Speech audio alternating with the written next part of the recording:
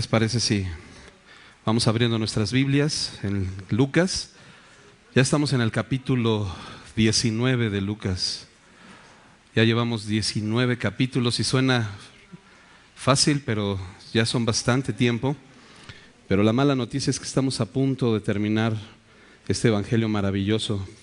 No sé para ti, pero para mí ha sido una enorme bendición el evangelio de Lucas. Y yo creo que si todos o cada uno de nosotros tuviera la oportunidad de pasar al frente y compartir qué es lo que Dios te ha hablado a través del evangelio de Lucas, posiblemente no terminaríamos nunca, ¿verdad? Habría miles de cosas que el Señor nos ha hablado en el evangelio de Lucas. Pero yo quiero resaltarte una sola cosa, que creo que el Señor ha estado hablando en el evangelio de Lucas una y otra vez.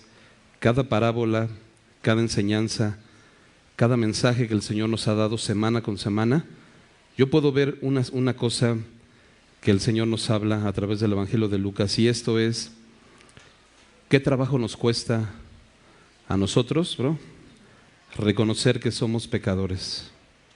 ¿Te das cuenta cómo el Señor semana con semana nos confronta? Y nos damos cuenta qué trabajo nos cuesta reconocer que somos pecadores, pensar que somos buenos. El Señor se enfrentó con un joven que le llamó maestro bueno, y el Señor aprovechó para decirle: ¿por qué me llamas bueno? No hay bueno.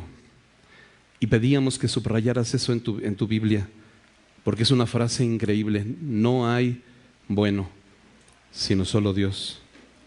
Porque nosotros nos creemos buenos, nos creemos merecedores, nos creemos que no somos tan malos. Y el Señor nos dice: no hay nadie bueno, eres pecador. Hablábamos también que el propósito de la palabra de Dios, de la ley, cuando el Señor da su ley, su palabra, tiene muchos propósitos, pero resaltábamos dos propósitos de la palabra de Dios. El primero, cuando el Señor te da su ley, es para que tú puedas ver tu condición. Hablábamos que la ley es como cuando te vas a hacer unos estudios médicos, y en el estudio médico sale exactamente qué es lo que tienes, te da tu diagnóstico, te puede decir si estás enfermo o no, y así es la ley. Cuando el Señor nos dio su ley, el primer propósito principal de su ley era mostrarnos nuestro diagnóstico, y el diagnóstico era decirnos: eres pecador. Como cuando vas al médico y te muestra tu diagnóstico después de que llevas tus estudios, y los estudios dicen: tienes cáncer. Es una enfermedad mortal, te vas a morir. Y ese es nuestro diagnóstico. Cuando tú llegas a la palabra de Dios, el diagnóstico es muerte, porque la Biblia dice que la paga del pecado es muerte. Nuestro diagnóstico es muerte. Estás muerto, te vas a morir. Todos estamos destituidos de la gloria de Dios, y eso es lo primero que la ley te muestra. Ese es lo primer objetivo de la ley. Pero el segundo objetivo que resaltábamos de la ley es que cuando tú te enteras de este diagnóstico, ¿qué es lo que tienes que hacer? Dice que te lleva de la mano a Cristo. Ahora buscas al médico, ¿no? Como cuando vas y te haces estudios médicos y te das cuenta que tu diagnóstico es cáncer, ¿qué es lo que vas a hacer? Vas a correr a buscar al médico. Y la Biblia nos enseña que el Señor decía: los sanos no tienen necesidad de médico, sino los enfermos. El problema es que nosotros no aceptamos nuestro diagnóstico de muerte, no aceptamos nuestro diagnóstico de que somos pecadores. Nos cuesta mucho trabajo aceptar ese diagnóstico, y te das cuenta que en la Biblia, semana tras semana, pasaje tras pasaje, el Señor nos dice: eres pecador, eres pecador. Y nosotros no queremos aceptar ese diagnóstico porque le decimos al Señor: Señor, yo no soy pecador, yo soy bueno, yo doy mis diezmos, yo ayuno 2 veces por semana, yo no soy pecador, Señor. O como el joven rico: Señor, yo todas estas cosas las he cumplido desde mi juventud, yo no soy pecador. Pero el Señor nos dice: eres pecador. Y hasta que no aceptes tu diagnóstico, no vas a poder caer de rodillas y no vas a poder venir a mí. Si no aceptas el diagnóstico, va a ser imposible que tengas esta actitud del publicano que no se atrevía ni siquiera a mirar de frente, sino que dice que estaba agachado y que le decía: Señor, sé propicio a mí, pecador. Sé propicio a mí, pecador. Esta es mi condición, soy pecador. Y hasta que no lo entienda, bro, no voy a venir a Cristo. Voy a ser como ese leproso que es sanado, de esos 9 que no regresan a Cristo porque pienso que no tengo necesidad de Dios. Y no nos ha caído el 20 de que necesitamos de Dios, de que estamos muertos sin Él y necesitamos un Salvador. Y cuando nos cae este 20 de que somos pecadores y necesitamos venir a Cristo, es entonces que tú y yo empezamos a tener, nuestro entendimiento se empieza a abrir de una manera correcta, empezamos a venir a buscar a Dios de una manera correcta, porque ya no vienes sintiéndote bueno, ya no tomas un lugar en tu asiento sintiéndote que pues tú no eres tan malo. Y recuerdo cómo el Señor Jesús les decía, ¿no? Si vosotros siendo malos sabéis dar buenas dádivas a vuestros hijos. Y cuando el Señor decía eso, a mí me pegaba, porque yo decía: Señor, yo no soy malo, yo soy un buen padre, me esfuerzo por darle lo mejor a mis hijos. ¿Por qué dices que soy malo? Porque el Señor dice: no hay bueno ni aún uno. No hay quien busque a Dios, no hay quien haga lo bueno. Somos malos, bro. Esa es nuestra naturaleza. Entre más rápido lo entendamos, más rápido vamos a venir a Cristo. Entre más tiempo nos tardemos en entender nuestra condición, más nos vamos a tardar en buscar de Dios con un corazón sincero, con un corazón honesto, con un corazón verdadero donde reconoces tu verdadera necesidad. Entonces vas a venir como un mendigo espiritual a buscar al Señor, así como ese ciego que la Biblia dice que estaba mendigando y que clamaba al Señor: Señor, Hijo de David, ten misericordia de mí. De otra manera, bro, tú y yo no vamos a poder clamar por misericordia. Una persona que no reconoce que es pecador jamás va a clamar misericordia, porque ¿de qué me voy a arrepentir? ¿De qué le voy a tener que pedir al Señor que tenga misericordia de mí si yo soy bueno? Y eso es lo que a manera personal yo he visto en el Evangelio de Lucas, como semana con semana, con semana con semana, el Señor se esfuerza por resaltarnos. Y es importante que tú y yo entendamos esto. Y el día de hoy vamos a ver un tema, estamos en Lucas capítulo 19, vamos a ver del versículo 28 al 44. El tema es el tiempo de tu visitación. El objetivo dice identificar nuestra realidad espiritual para que podamos conocer el tiempo de nuestra visitación. Y si tú y yo no identificamos nuestra realidad espiritual, ¿cuál es la realidad espiritual? Que somos pecadores, bro. Si no identificamos esa realidad espiritual, no vamos a poder entender a qué vino Cristo. Y no vamos a poder entender que el Señor vino a salvar a los pecadores. Decía Pablo en 1 Timoteo: palabra fiel y digna de ser recibida por todos. ¿Cuál es esa palabra fiel? Que Cristo Jesús vino al mundo, ¿para qué? Para salvar a los pecadores, de los cuales, decía Pablo, yo soy el primero. Y dice el pastor: yo soy el segundo. Pero yo digo, yo soy el primero, bro, porque si yo digo el segundo, si eres el primero y te reconoces como el primero, vas a ser el primero en ser rescatado del pecado. Cuando te pones en segundo, tercero o cuarto, dices: no, pues yo me pongo en la fila, yo quiero estar hasta adelante, bro, porque si yo reconozco mi pecado, el Señor me va a salvar. Y eso es a lo que el Señor vino. Estamos viendo cómo en los últimos capítulos que hemos estado viendo, te das cuenta cómo el Señor va camino a Jerusalén. La semana pasada veíamos que ya estaba en Jericó. Jericó es una ciudad muy cercana ya a Jerusalén. Y sabemos que el Señor iba a Jerusalén a morir en la cruz por tus pecados y por los míos, para salvarnos de nuestros pecados. Pero la Biblia nos está enseñando que los discípulos no entendían estas cosas.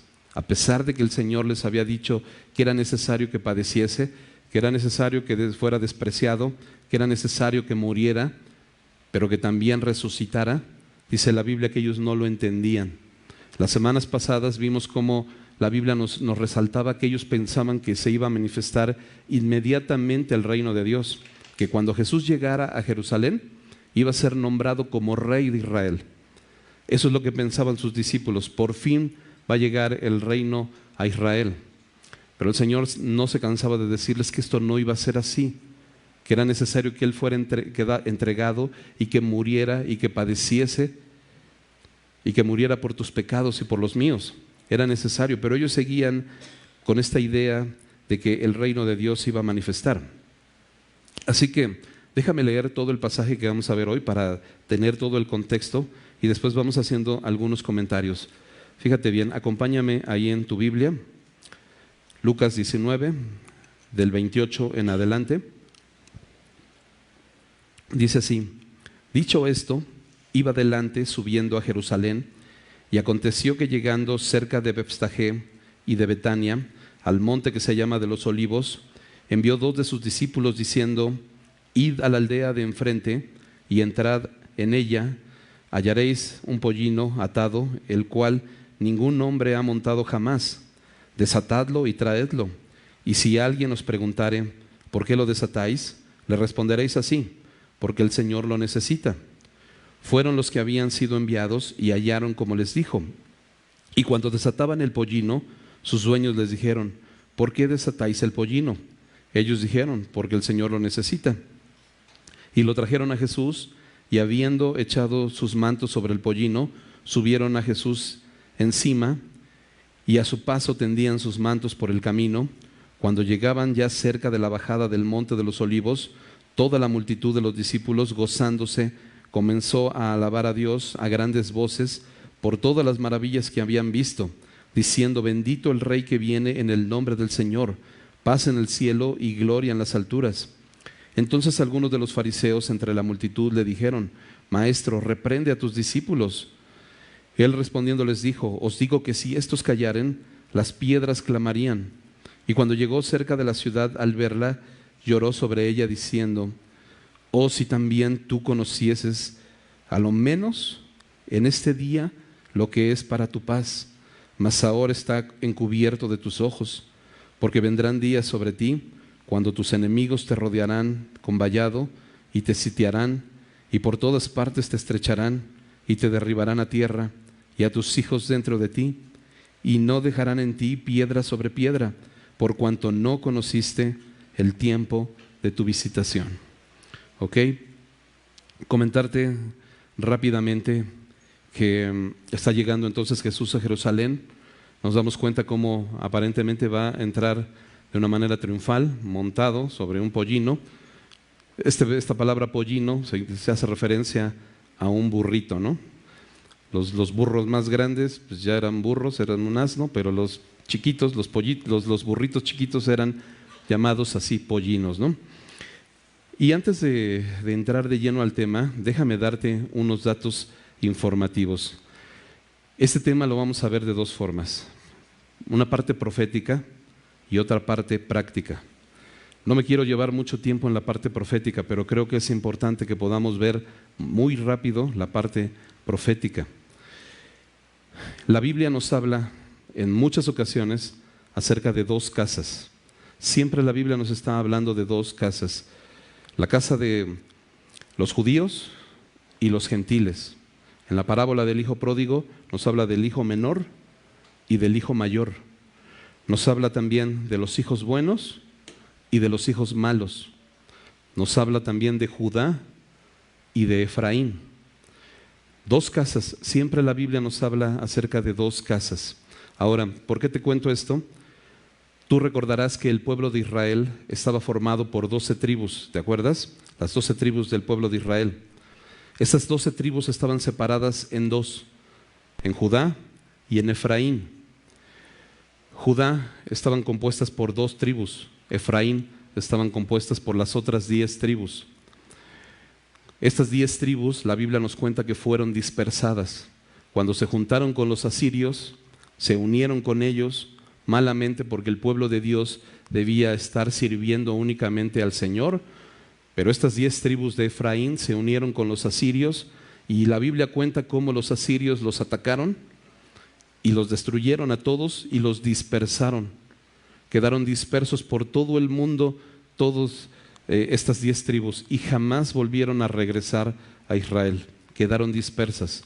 Pero las otras 2 tribus, que son las tribus de Judá, estas 2 fueron cautivas en Babilonia, es lo que se conoce como el cautiverio, y después el Señor les permitió salir de Babilonia y reconstruyeron el templo con Esdras, con Nehemías. Tú te sabes esa historia, donde reconstruyen el templo, y este pueblo de Judá es el pueblo son los judíos que cuando llega Jesús los encuentra. Pero las otras 10 tribus, que son las tribus de Efraín, jamás vuelven. Fueron dispersadas por todo el mundo. ¿Por qué es importante saber esto?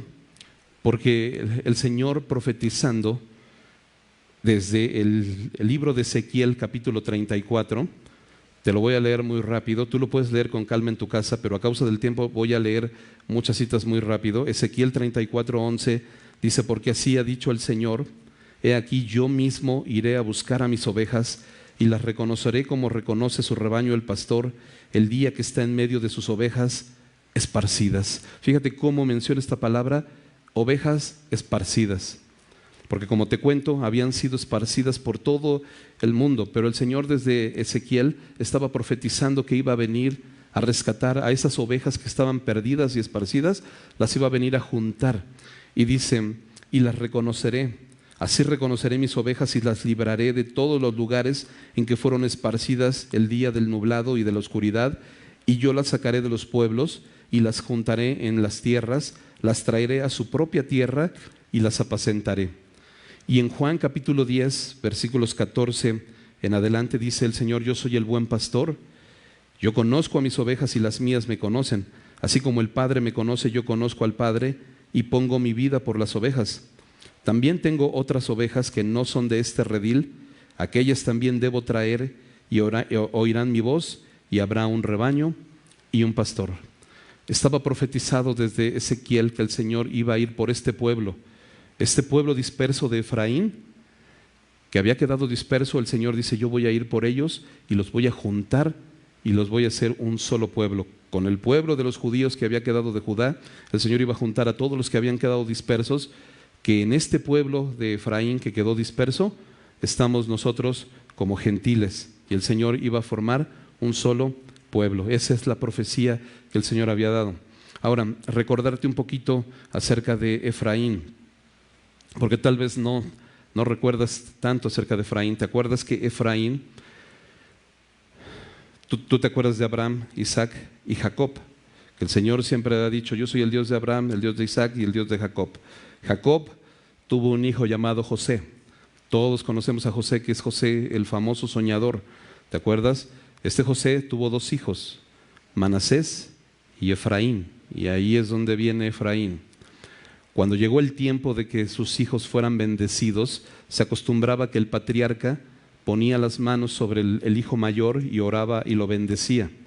Así que José trajo a sus 2 hijos delante de su padre Jacob. Jacob es Israel. Entonces trae a sus 2 hijos delante de Jacob para que él orara por ellos y bendijera al hijo primogénito, al hijo mayor, y los pone delante de él. Y cuando Jacob, dice la Biblia que ya era un hombre grande, que ya su vista estaba cansada, ya no veía bien, o sea, ya estaba muy grande y le costaba incluso trabajo estar de pie, estaba todo el tiempo acostado, así que se levantó como pudo, se sentó, y entonces cuando le ponen a los 2 hijos al frente, dice que Jacob, cuando los va a bendecir, cruza las manos. Y entonces, en vez de bendecir a Manasés, que era el hijo mayor, bendice a Efraín. Y José se da cuenta de esto y le dice que se molesta, y le dice: no, las manos van al revés. Y le dice: no, van así, porque hay un propósito eterno en todo esto. Y entonces es bendecido Efraín. Efraín, al final de cuentas, representa a un pueblo que es dispersado, bro. Efraín nos representa a ti y a mí, porque es un pueblo que se mezcló, hablábamos hace un momento que se mezcló con los asirios, que se mezcló con el mundo y que dejó al Señor, y nos representa a ti y a mí, bro, porque así es nuestro corazón. La Biblia nos dice en Santiago 4:4, oh almas adúlteras, porque ese es nuestro corazón, bro. Estamos coqueteando muchas veces con el mundo, estamos coqueteando con las cosas que no agradan a Dios, y así como Efraín, así nosotros también nos ejemplifica yéndonos lejos de Dios, dispersándonos de Dios, y el Señor nos quiere reunir y nosotros nos dispersamos y nosotros estamos perdidos, pero el Señor en su promesa viene a salvarnos, viene a buscar, y me recuerda lo que acabamos de ver en Lucas 19:10, que fue el versículo que nos aprendimos, porque el Señor vino a buscar y a salvar a Efraín que se había perdido, a Efraín que se había dispersado entre las naciones. Y entonces ahora sí, vamos al pasaje que nos toca, dicho un poquito esto de historia. Dice, dicho esto, iba adelante subiendo a Jerusalén, y aconteció que llegando cerca de Betfagé y de Betania, al monte que se llama Los Olivos, fíjate, dos ciudades, estamos hablando de dos casas, Judá y Efraín, y casualmente aparecen dos ciudades aquí. Acuérdate que la Biblia nada es por casualidad, bro. Todo tiene un propósito. No nos vamos a detener en tantas cosas proféticas que pudiéramos detener, pero cada cosa que viene aquí, pudiéramos pasar aquí toda la tarde viendo y no terminaríamos. Pero estas dos ciudades que nos habla aquí, Betfagé y Betania, nada más te comento, Betfagé significa casa de higos. Y cuando te suena casa de higos, tú puedes decir, wow, qué bonito, casa de higos, pero no significa nada más casa de higos, sino significa casa de higos inmaduros. Así que estos higos no estaban maduros. Y Betania significa casa de dátiles, pero también tiene una raíz de pobreza o de miseria. Así que tanto Betfagé como Betania significa casa de higos inmaduros y casa de pobreza o de miseria. Ambas casas de pobreza y de miseria. Y el Señor había profetizado esto. Ahora, ¿qué significan los higos en la Biblia? ¿Qué significa la higuera? ¿A quién representa la higuera? ¿Te acuerdas? Al pueblo de Israel. Una higuera que no daba fruto y que el Señor dijo, es necesario que sea cortado, porque si no da fruto, todo árbol que no da fruto va a ser cortado. Y estaba profetizado desde Jeremías 24, del 12 en adelante, te lo voy a leer rápido. El Señor le muestra a Jeremías dos cestas y le dice, una cesta tenía higos muy buenos, como brevas, y la otra cesta tenía higos muy malos, de malos que no podían comerse. Y me dijo Jehová, ¿qué ves tú, Jeremías? Imagínate el Señor diciéndole a Jeremías, aquí están las dos cestas, ¿qué ves tú? Y Jeremías le responde, y le dije, higos muy buenos y malos, muy malos, de malos que no se pueden comer. Jeremías desde entonces viendo estas dos ciudades, un pueblo de tan malo que no se podía ni siquiera comer, ¿no? Profetizando cómo la gente estaba lejos de Dios, un pueblo que estaba separado de Dios, un pueblo que no buscaba a Dios, pero un pueblo al cual iba a llegar la misericordia de Dios a buscarlo. Y ahorita vamos a ver cómo el Señor iba a entrar a buscar a este pueblo. Así que nada de lo que estamos viendo es casualidad. Y luego continúa diciendo entonces, envió dos de sus discípulos diciendo, ahora fíjate bien estas instrucciones. Son instrucciones muy precisas, bro. Súper precisas. Ahora, fíjate bien, imagínate por un momento que el Señor te va a mandar a ti. Así que pon atención, porque te va a decir qué es lo que vas a hacer. Así como cuando tu mamá te mandaba por algo al mercado. ¿A cuántos nos mandaron al mercado por algo? Y vas a comprar estos jitomates, pero hay de ti que estén así todos mayugados porque te regresan con los jitomates, ¿sí o no, bro? Y ahí ibas otra vez con tus jitomates. No, es que no eran jitomates, eran tomates. Ni modo, por no poner atención, ¿no? Por eso pon atención a las instrucciones. Fíjate lo que el Señor les va a decir. Y dice, id a la aldea de enfrente y al entrar en ella vas a hallar un pollino atado el cual ningún hombre ha montado jamás, desátalo y tráelo. Y si alguien te pregunta por qué lo desatas, le vas a responder así: porque el Señor lo necesita. ¿Ok? Así que, ¿entendiste las instrucciones, bro? Solo tienes que ir a la aldea del frente. Cuando llegues allá vas a encontrar un pollino, un burrito, lo vas a desatar y lo vas a traer. ¿Dudas? ¿No? Pero si alguien te pregunta, sale y te dice: hey, ¿por qué lo desatas? ¿Qué es lo que le vas a decir? Porque el Señor lo necesita. ¿Okay? Eso es lo que iba a mandar a sus discípulos, ¿no? Hablándote un poquito acerca de un pollino. ¿Por qué un pollino? ¿Por qué un burrito? ¿Por qué un asno? ¿Por qué no un caballo grande y fuerte, ¿no? Donde el Señor pudiera montar bien a todo dar. Ya por lo menos como los de la Marquesa. Has ido a la Marquesa y te has montado así, pues aunque sea, ¿no? Pero no, lo manda por un pollino, un asno, que también estaba profetizado, bro.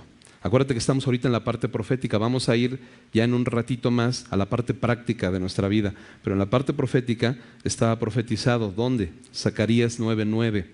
Dice así: alégrate mucho, hija de Sión, da voces de júbilo, hija de Jerusalén. He aquí tu rey vendrá a ti, justo y salvador, humilde, cabalgando sobre un asno, sobre un pollino, hijo de asna. ¿Te das cuenta cómo desde Zacarías ya estaba profetizado que el Señor iba a entrar a Jerusalén montado en un pollino de asna? Ya estaba profetizado, bro. Perfectamente, coordenadas tan perfectas, así como las instrucciones que el Señor les dio, así estaban las coordenadas tan perfectas de lo que iba a acontecer. Semanas anteriores ya habíamos visto que el Señor también les había dado coordenadas perfectas en el Salmo 22 y en Isaías 53 acerca de lo que Jesús iba a padecer. ¿Te acuerdas? Que el salmista David en el Salmo 22 contaba acerca de la crucifixión de Cristo y cómo aún sus vestidos iban a ser echados suerte sobre sus vestidos y se los iban a repartir. Y ni siquiera había pasado eso, pero ya estaba profetizado. Hoy el Señor estaba profetizando desde Zacarías lo que iba a pasar, cómo iba a llegar a Jerusalén a salvarte, y estaba diciendo: alégrate, porque tu Salvador viene a salvarte, pero va a venir humilde, va a venir montado en un pollino, ¿no? Y dirás: ¿qué representa este pollino? ¿Qué representa? Este pollino representa a Efraín. ¿Te acuerdas de Efraín? Que estábamos hablando que fue dispersado entre las naciones. Este pollino representa a Efraín. ¿Dónde dice eso, bro? En el libro de Oseas. Oseas es un libro profético, impresionantemente profético. Me encantaría decir muchas cosas, pero no tenemos tiempo. Te voy a contar muy rápido de qué se trata el libro de Oseas. Yo sé que tú ya lo has visto, pero el libro de Oseas, el Señor le dice a Oseas que tome por mujer a una mujer adúltera. Le dice: tómala por mujer. Y Oseas se casa con esta mujer adúltera y tiene 3 hijos. Estos 3 hijos, la Biblia dice que son hijos de adulterio. ¿Qué quiere decir? Que no sabemos siquiera si fueron hijos de Oseas o no, porque esta mujer era adúltera. Y cuando el Señor le dice: cásate con esta mujer adúltera, Oseas obedece al Señor y se casa con ella, y la Biblia dice que esta mujer comete más adulterio, y entonces Oseas, se quiebra su relación de matrimonio, y Oseas está todo sacado de onda, y el Señor le dice: regresa y perdónala, y vuélvete a casar con ella. Regresa y perdónala, y págale la deuda que ella le quedó a deber a todos sus amantes. Tú paga la deuda y rescátala. Y Oseas se queda sacado de onda porque dice: pues no es justo, ella es adúltera,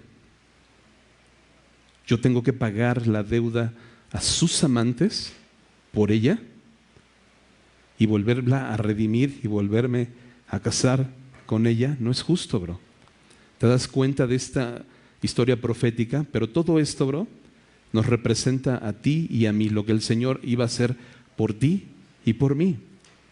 Porque así como esta mujer, la mujer de Oseas, que se llamaba Gomer, esta mujer era adúltera, así tú y yo también fuimos adúlteros.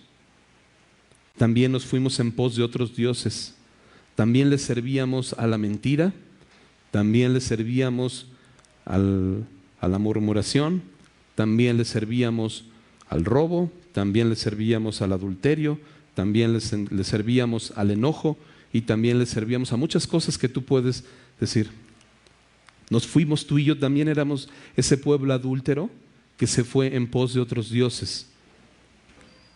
Pero el Señor en su misericordia le estaba diciendo a Oseas que él hiciera lo mismo que el Señor iba a hacer contigo y conmigo, que el Señor iba a venir y nos iba a rescatar y nos iba a volver a tomar, iba a pagar el precio a nuestros amantes por ti y por mí. Ese precio lo iba a pagar en la cruz, no con oro, no con plata, ni cosas corruptibles, sino con la sangre preciosa de Cristo Jesús, dando su vida por ti. Pero entonces esta mujer, todo este pueblo representa precisamente a Efraín, que es dispersado entre las naciones y que es adultera también con los pueblos paganos. ¿Dónde dice eso? Oseas 8 y 9, te lo voy a leer rápido, nada más anótalo por ahí si lo quieres ver en tu casa. Dice: devorado será Israel, pronto será entre las naciones como vasija que no se estima, porque ellos subieron a Asiria como asno montés para sí. Efraín con salario alquiló amantes. Como un asno. ¿Te das cuenta cómo el Señor habla acerca de Efraín como un asno? Y qué casualidad que el Señor va a llegar montado en un asno. Porque este asno sobre el cual el Señor iba a llegar montado representa a Efraín, representa esas tribus que fueron dispersadas, nos representa a ti y a mí. Ese asno nos representa. Ahora te voy a dar otro dato curioso de los asnos. En Éxodo capítulo 13, versículo 11 en adelante, la Biblia nos dice: he aquí, dice, y cuando Jehová te haya metido en la tierra del cananeo, como te ha jurado a ti y a tus padres, cuando te lo hubiere dado, dedicarás a Jehová todo aquel que abre matriz, y asimismo todo primer nacido de tus animales, los machos serán de Jehová. ¿Qué estaba diciendo aquí? Que cada vez que tú tuvieras un animal que fuera macho, lo ibas a sacrificar, le ibas a dar cuello, lo ibas a poner en el altar y lo ibas a sacrificar al Señor. Todo el primer animal, el primer nacido, ¿ok? Los primogénitos. Eso es lo que el Señor estaba pidiendo. Pero dice en el versículo 13 de Éxodo 13, mas todo primogénito de asno, aquí van a mostrar otra vez el asno, no sé qué tiene que ver tanto el asno, otra vez el asno, todo primogénito de asno lo redimirás con un cordero, y si no lo redimieres, quebrará su cerviz. ¿Qué es lo que estaba diciendo? Si tú tenías una ovejita, era la primera, tenías que sacrificarla en el altar. Pero si tú tenías un asno y era el primero, no podías sacrificarlo en el altar, porque el asno era un animal inmundo. Así que, como no lo podías sacrificar en el altar, otro animal tenía que morir por él. Y tenías que dar un cordero para que muriera por ese asno. Porque si no era redimido ese asno con un cordero, ese asno tenía que morir. No lo podías ni utilizar para carga, no lo podías utilizar para nada. Era un asno que tenía que morir, ¿ok? Y el Señor está hablando en Éxodo 13 que cuando tú tuvieras un asno, un cordero lo tenía que redimir. ¿A qué te suena todo esto, bro? Que cuando Jesús iba a entrar a Jerusalén como el Cordero de Dios que quita el pecado del mundo, iba a entrar subido en un asno y lo iba a redimir, porque iba a morir por él. Y este asno representa a Efraín, perdido entre las naciones, dispersado, nos representa a ti y a mí, y el Señor iba a venir a redimirnos, iba a venir a dar su vida por ti y por mí, ¿ok? Hasta aquí entonces podemos entender por qué este burrito, por qué este pollino, por qué este asno, qué representa, por qué el Señor no tenía que subirse en un caballo y venir en un caballo, por qué este asno, porque todo estaba proféticamente calculado con coordenadas perfectas para que todo representara lo que el Señor estaba haciendo por ti y por mí. Cada detalle que nos cuenta la palabra estaba proféticamente calculado para que tú y yo entendiéramos lo que el Señor estaba haciendo, dando su vida por ti. Así que ese asno nos representa a ti y a mí. Somos como ese asno. Ahora no te ofendas, ¿no? Hemos dicho que somos ratas inmundas. Ahora ya el Señor nos subió a categoría de rata a asno. ¿Ok? Entonces ya podemos sentirnos un poquito más privilegiados. Pero este asno, el Señor iba a venir a dar su vida por nosotros. ¿Ok? Y continuamos entonces. Fíjate cómo dice, versículo 32. Dice, fueron los que habían sido enviados y hallaron como les dijo. Y cuando desataban el pollino, sus dueños les dijeron, ¿por qué lo desatas el pollino? Y ellos dijeron, porque el Señor lo necesita. Fíjate la obediencia de los discípulos. Y aquí empezamos con la parte práctica en nuestra vida. Cuando el Señor te da una instrucción, ¿qué es lo que tú y yo hacemos? ¿Cuestionamos? Decimos, Señor, pero ¿y si me obedeces, bro? Cuando el Señor te da una instrucción, obedece, bro. Tú tenías idea, ¿quién de todos ustedes tenía idea antes de que iniciáramos con este tema de qué significaba el asno? ¿Quién? Levanta tu mano. ¿Quién sabía qué representaba? No teníamos ni idea, bro. ¿Sí o no? Y así es cuando el Señor nos da una instrucción. No tenemos ni idea ni por qué. No sé, bro. Pero el Señor te dice, ve por el asno, bro. ¿Para qué un burro, Señor? ¿No prefieres un caballo? No le preguntes al Señor. Cuando el Señor te da una instrucción, obedece. Nos parece completamente como ¿para qué? ¿Y cuál es el propósito? Acuérdate que tus pensamientos no son sus pensamientos, ni tus caminos, sus caminos del Señor, porque así como son más altos los cielos que la tierra, así son más altos sus pensamientos que los nuestros. Tú y yo nos cuesta trabajo mirar más allá de aquí, bro. Pero el Señor tiene un plan maravilloso, así que cuando el Señor te dice algo, hazlo, no cuestiones. Y te vas a dar cuenta cómo el plan perfecto de Dios en tu vida, cuando tú obedeces, se va a cumplir el plan perfecto de Dios en tu vida. Te vas a dar cuenta. Y continúa diciendo entonces, ¿no? Ellos hallaron tal cual como les dijo. Te voy a decir dos cosas también maravillosas que nos cuenta el libro de Marcos. Marcos también cuenta esta historia. Lucas no lo dice, pero creo que vale la pena que tú y yo lo sepamos. En Marcos dice que cuando ellos llegaron, y ya llegaron por el pollino, dice que lo hallaron afuera de la puerta. Marcos nos da más detalles. Y cuando tú dices, bueno, encontrar el pollino afuera de la puerta, ¿qué tiene que ver una puerta? Pues muy fácil, bro. El Señor en Juan capítulo 10 versículo 9 dice, yo soy la puerta. El que por mí entrare será salvo. Parecieran detalles insignificantes, pero el burrito estaba en la puerta. Y el Señor te dice, yo soy la puerta. ¿Estás ahí? Entra, bro.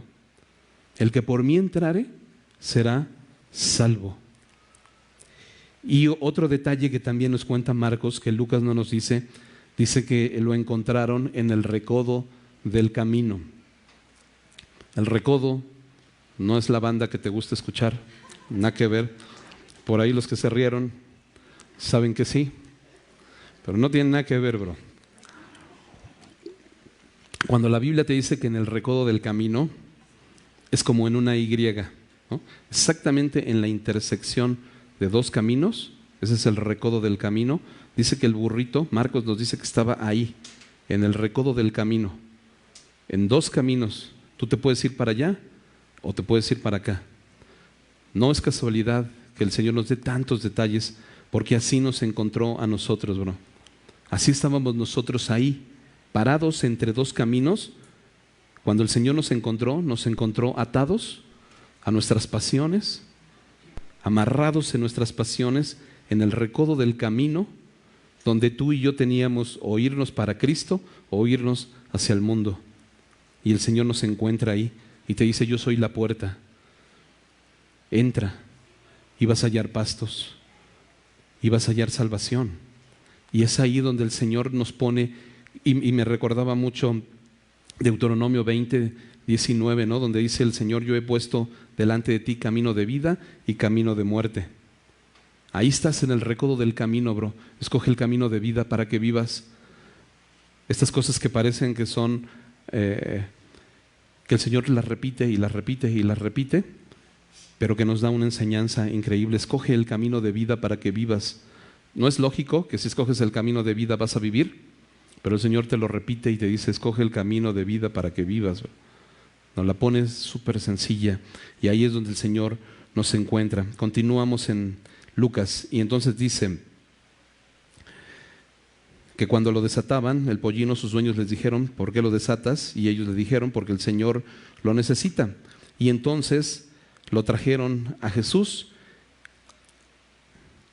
y por fin llega el pollino delante de Jesús. Hace un ratito el pollino estaba atado en la orilla de un camino, y hoy estás delante de Jesús. ¿Te recuerda tu vida y la mía? Que un tiempo atrás a lo mejor estábamos atados en nuestros pecados, y hoy el Señor está delante de nosotros. Estamos delante del Señor porque Él vino, bro, porque Él tomó la iniciativa. Porque si fuera por ti y por mí, nosotros no tomamos la iniciativa, nosotros estábamos amarrados, atados en nuestros pecados. El Señor es el que manda por ti y toma la iniciativa y viene por ti, porque la Biblia dice que no hay quien busque a Dios, no hay quien haga lo bueno, no hay ni siquiera uno, ¿ok? Y entonces dice: y habiendo echado sus mantos sobre el pollino, subieron a Jesús encima, y a su paso tendían sus mantos por el camino. ¿Qué representa el manto? Entonces imagínate esta escena, ¿no? Ya traen el pollino, todo el mundo se quitan sus mantos, y dice que los discípulos ponían sus mantos encima del pollino para que Jesús se sentara. Así que como el pollino no tenía una silla donde el Señor pudiera sentarse, ellos se quitaron sus mantos y los pusieron encima del pollino. Y te comentaba qué significa, qué representa el manto. El manto representa autoridad. ¿Te acuerdas cuando Jesús le lavó los pies a sus discípulos? Dice la Biblia que se quitó su manto, se ciñó la toalla, agarró el lebrillo y empezó a lavarles los pies a sus discípulos. Y hemos comentado que cuando el Señor se quita su manto, se quita su autoridad y se convierte en siervo. En ese momento Él se despoja de su autoridad y se convierte en un siervo que le va a servir a sus discípulos y que les va a lavar los pies. De la misma manera, estos hombres, cuando se quitan su manto, están quitándose su autoridad y la están poniendo a los pies del Señor, porque dice que también la ponían a los pies de este burrito que iba pasando ahí, bro. Representa cuando tú y yo nos quitamos nuestra autoridad de nosotros, quitamos nuestros derechos de nuestra vida y le cedemos los derechos de nuestra vida a Jesús. Dice Pablo: ya no vivo yo, mas vive Cristo en mí. Y lo que ahora vivo en la carne, lo vivo en la fe del Hijo de Dios. Ya no hago mi voluntad, bro. ¿Te acuerdas lo que el Señor nos ha enseñado a orar? ¿Te acuerdas cómo nos ha enseñado a orar? Lo aprendimos también en Lucas, ¿verdad? ¿Qué decía cuando nos ha enseñado? Venga tu reino, hágase tu voluntad. Esa es la oración que el Señor nos ha enseñado. No es que yo reine sobre mi propia vida. Señor, venga tu reino. Señor, me quito mi manto y te cedo los derechos de mi vida. Entre otras cosas, los que no se han bautizado, entre otras cosas, el bautismo significa eso.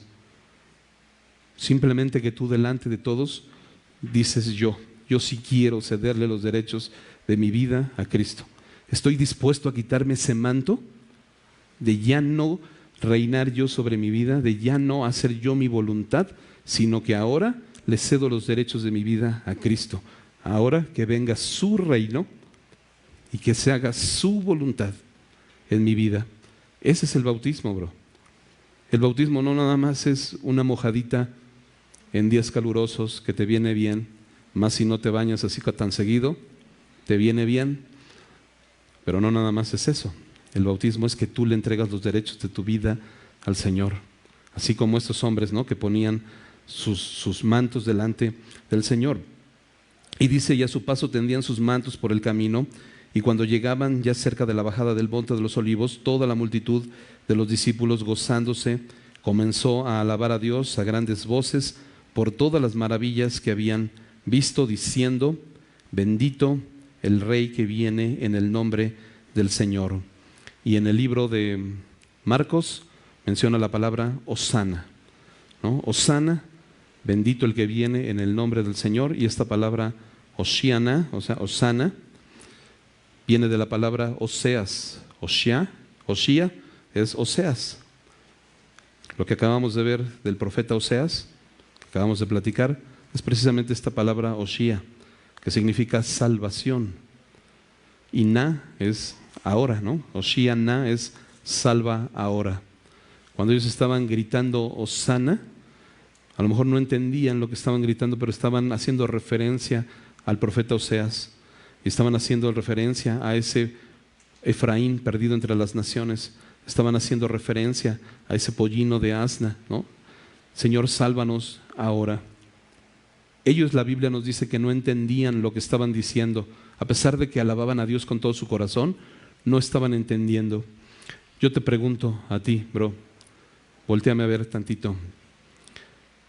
¿Tú estás entendiendo qué significa si tú y yo hoy, el día de hoy, le decimos al Señor: Señor, sálvanos ahora?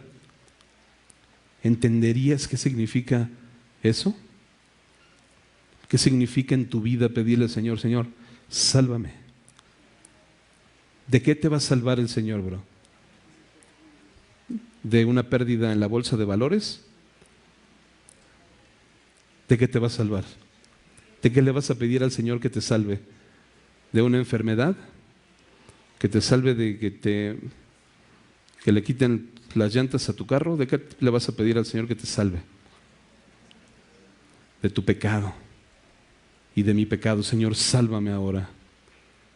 Hoy tú entiendes, tienes este entendimiento: Señor, este pecado que me asedia, con el cual lucho todos los días, Señor, sálvame. Porque si tú no me salvas, estoy muerto, Señor. Si tú no vienes a salvarme y me perdonas y me desatas, me voy a quedar atado como este burro en el camino y no voy a saber para dónde ir, Señor. Solo tú puedes desatar estas cadenas y dirigirme hacia ti, Señor. Sálvame ahora. ¿Te das cuenta cómo no nada más es un bonito canto, una bonita alabanza? Porque suena padre, bro. Y casualmente, y digo casualmente porque coinciden las fechas, tú sabes perfectamente bien que venimos nosotros como iglesia estudiando el Evangelio de Lucas capítulo a capítulo, versículo a versículo, y no lo planeamos para que cayera precisamente en estas fechas, pero en estas fechas mucha gente sale gritando Hosana o con ramitas y poniéndolas, y no sabes, bro, ni qué significa. No tienes idea. No sabes, bro. Pero cuando tú tienes el entendimiento correcto que el Señor te da, humíllate, bro, como este publicano. Humíllate y dile: Señor, sé propicio a mí, pecador. Sé propicio, Señor. Acuérdate que la palabra propicio es cúbreme. Cubre mis pecados, Señor, te necesito. Porque si tú no me salvas, Señor, yo estoy perdido. Sin ti estoy perdido. Continúa diciendo entonces algunos de los fariseos de entre la multitud le dijeron: Maestro, reprende a tus discípulos. Él respondiendo les dijo: Os digo que si estos callaren, las piedras clamarían.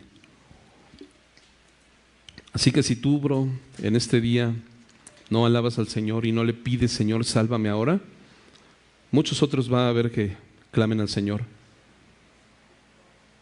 Muchas personas van a poder clamar en algún momento al Señor, pero el Señor te está dando esta palabra a ti, a cada uno. Y luego dice: Él respondió y les dijo: Si estos callaren, las piedras hablarían. Y cuando llegó cerca de la ciudad, al verla, lloró sobre ella diciendo: Oh, si también tú conocieses a lo menos este tu día, lo que es para tu paz.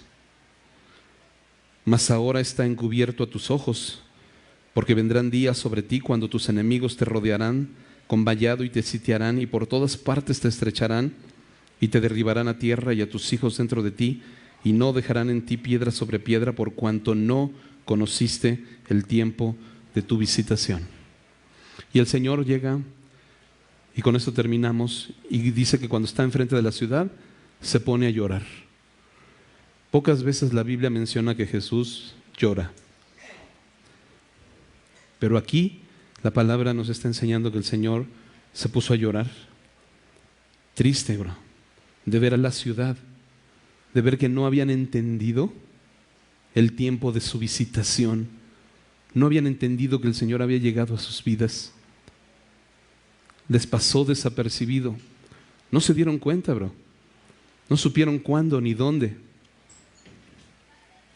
Y el Señor está llorando diciendo, ojalá hubieras entendido tantito que yo estuve aquí. Ojalá, bro. Ojalá hubieras entendido a qué vine. Ojalá. Pero no te diste cuenta, bro. Y es triste. Y el Señor lloró. La Biblia no nos cuenta, pero yo pienso que si el Señor llora, me imagino al Señor llorando con cierta amargura en su corazón, ¿no? Con cierto dolor sobre su pueblo. Los que somos padres, cuando algo le pasa a tus hijos, pues sientes esa angustia, ¿no? Y a veces llegas al que a lo mejor lloras. Imagínate el Señor viendo a su pueblo sin entendimiento, bro. No nos cae el 20. Estamos en otro rollo. Estamos desconectados completamente, bro. Estamos conectados en nuestro día a día. Estamos conectados en el aquí y en el ahora. Que este mundo, bro, te va a durar, ¿cuánto te gusta? ¿Cuántos de aquí ya tienen más de 40 años? A ver, levanta tu mano. Ya son varios. Déjame decirte algo, bro. Nada más te quedan otras 3 subiditas y bajadas a la montaña rusa y cuelgas los tenis. Eso es lo que nos queda, bro. ¿Qué te gusta? Otras 3 subiditas y bajadas a la montaña rusa, ya. Y colgamos los tenis. Y estamos afanados en este mundo y estamos preocupados por muchas cosas. Estamos preocupados porque ¿y qué vamos a hacer? ¿Y qué voy a comer? ¿Y qué voy a beber? Y los afanes, y quiero más, y esto. Y el Señor te dice, todos los gentiles buscan estas cosas. Tú no. Entonces, ¿yo qué hago, Señor? Pues entonces, más ustedes buscad primeramente el reino de Dios y su justicia. Busca primero quitarte tu manto y darle el reino al Señor de tu vida. Eso es lo que debes estar buscando, bro, con todo tu corazón. Todos los días de tu vida, de aquí hasta que Él venga, lo más importante es que diario el Señor puede estar reinando en tu vida. Que diario tú puedas estar muriendo al pecado. Que diario tú puedas estar crucificando. Por eso el Señor dice, cualquiera que quiera venir en pos de mí, niégate a ti mismo, es decir, quítate tu manto y ponlo, ¿no? Toma tu cruz y ahora sí sígueme. Pero esa cruz que tú tomas es para estar crucificando todos los días mi murmuración, mi queja, mi mentira, mi adulterio, mi fornicación, mi enojo, mi ira, mis contiendas, porque como dice el pastor, muchas veces nos lo ha dicho, nos encanta ser contenciosos, ¿sí o no? De todo peleamos, bro. Pero todo esto, el Señor te dice, crucifícalo. Eso es lo que tú te tienes que preocupar. Busca primeramente, esa es tu prioridad. Todo lo demás te vendrá por añadidura. Todo lo demás es momentáneo, bro. Todo lo demás se va a quedar aquí. La semana pasada veíamos cómo el Señor nos enseñaba a invertir en el reino de Dios, ¿te acuerdas? Que nos decía, nos contaba la parábola de un rey, un príncipe que se iba, pero que iba a venir como rey. Y le decía, mientras tanto te voy a dejar una mina, a cada uno le voy a dejar una mina. Ponte a trabajar en esa mina, porque te voy a venir a pedir cuentas. Y comentábamos que las cuentas que el Señor nos va a pedir, no le va a pedir cuentas al que hizo mal, Nos va a pedir cuentas a todos, bro. Yo no sé si a ti te ha caído el 20 que vas a dar cuentas. ¿Ya te cayó el 20 de que vas a dar cuentas? Si ya te cayó el 20, ¿qué estamos haciendo? ¿Te estás preparando para ese día? ¿Estás buscando su reino? ¿Estás buscando su justicia? ¿Qué te parece si concluimos con un versículo? El último versículo que me gustaría concluir. Ya terminamos el tema, nada más Hebreos capítulo 12, versículo 28. Hebreos 12, 28. Dice así: así que, recibiendo nosotros un reino inconmovible, tengamos gratitud. ¿Has recibido el reino de Dios? ¿El reino de Dios se acercó a ti? ¿Y ya lo recibiste, bro? Y es un reino que no se puede mover, es un reino inconmovible. ¿Lo has recibido? La Biblia te dice, entonces ten gratitud, bro. Ten gratitud. Sé agradecido delante de Dios. Y mediante ella sirvamos a Dios, agradándole con temor y reverencia. Si tú hoy has entendido esto, bro, ten gratitud delante de Dios. Y mediante esta gratitud, sírvele con temor y reverencia, que todos los días de tu vida tú puedas tener ese temor del Señor en tu vida para poderle agradar. ¿Ok? Vamos a orar. Señor, muchas gracias, Padre, por tu preciosa palabra que traes a nuestras vidas, Señor. Señor, si hoy alguno de mis hermanos que está en este lugar o alguna persona que nos escucha, Señor, a través de las redes sociales, necesita arrepentirse, necesita, Señor, venir delante de ti y decirte, Señor, quiero ceder los derechos de mi vida, Señor, perdona mis pecados, desátame, Señor, como a este burrito que tú lo desataste, Señor, desátame, llévame contigo, Señor, a servirte con un corazón agradecido, Señor. Permíteme entender esta obra maravillosa a la cual tú veniste, Señor, que veniste a salvarme de mis pecados, Señor. Veniste a librarme de mi mala manera de vivir, Señor. Y el día de hoy, Señor, yo te pido que me perdones, Señor. Y yo quiero arrepentirme de todas las cosas, Señor, de todas esas cosas que se llaman pecado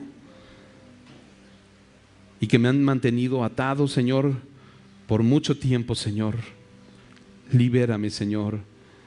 Desátame, Señor. Permíteme llegar a ti el día de hoy y ser libre, Señor. Como clamaban tus discípulos hace más de 2000 años, Señor. Hoshiana, Señor. Sálvame ahora, Señor.